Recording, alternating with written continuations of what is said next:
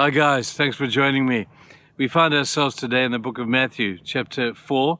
We're doing a study on the "it is written" passages. So glad that it is written. We're not going by something that somebody had heard somebody say, or something that somebody had got some urban legend and heard 500th hand. We have got the established will and the word of God, and it is written. I'm so pleased about that. But in Matthew 4, we find this beautiful passage about Jesus after his baptism went up into the wilderness. And it says that he went up there and he fasted for 40 days and 40 nights and then was tempted of the devil. I want to read to you just the first of the temptations of Jesus today. And we'll talk about this because he answers every temptation with the key words, Satan, it is written. I think we have a lot to learn from this passage. I hope we do.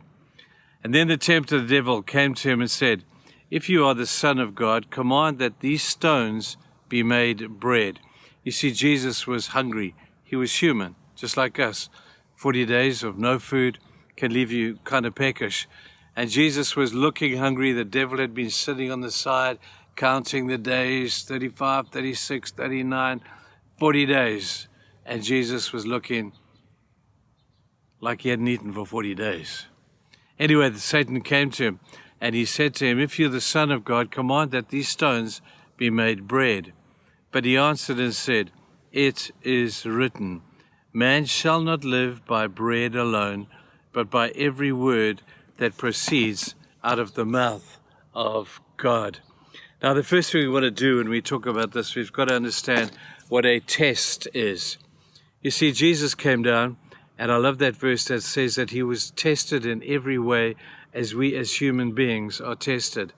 There's nothing that you have been through that Jesus never went through. He can identify with you at every test that you have been through. Now, the temptation can become a test if you fail the temptation. You see, the reason that Jesus was being tested and tempted was to prove his humanness. He was the Son of Man, albeit he was the Son of God. And now he had to prove this.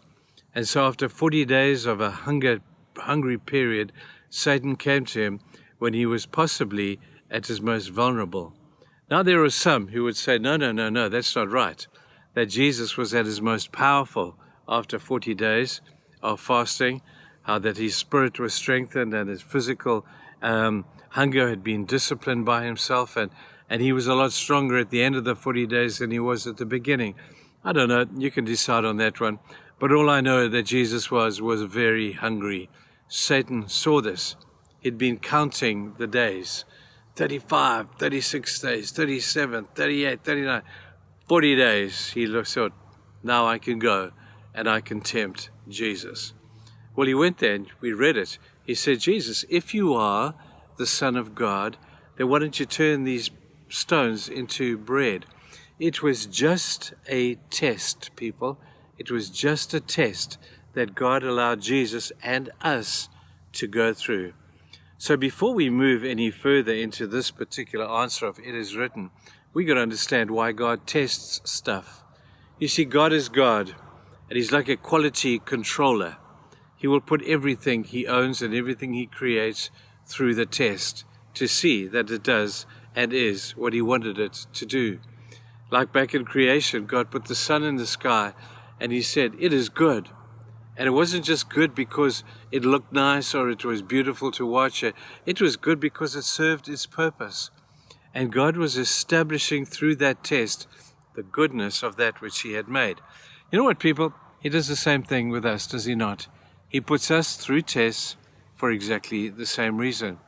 He wants to test us so he can strengthen us, so he can improve us, and so that he can test us to see if we are who we think we are and are who we say we are. He's not being mean when he puts you through a test. He's just being God. But here's the deal that we must understand. The test is not because God is being mean. God just wants you to pass the test. Remember back at school when we used to have to write exams and you'd have to pass grade 8 before you could go to grade 9, and they established some tests for you at grade 8. If you passed the test you graduated. It's the same in our spiritual lives. If we keep failing the test, no wonder we never grow in our Christian lives. If we keep failing the same test over and over and over, and I'm not being facetious when I say that many people, I have been there myself, and have gone through the same test time after time after time.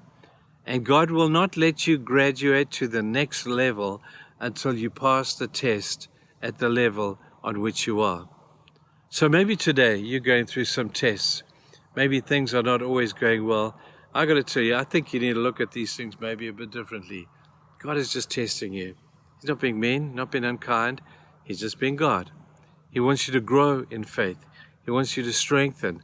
And the best way He can do that is to test you. You see, many Christians want to be Christians because they want to be comfortable. Well, comfort is a lousy way to grow character. There's no character found in comfort. God knows that, and you so, I'm sure, do as well. I hope you have a good day. Think about this. We'll move on tomorrow. Bye now.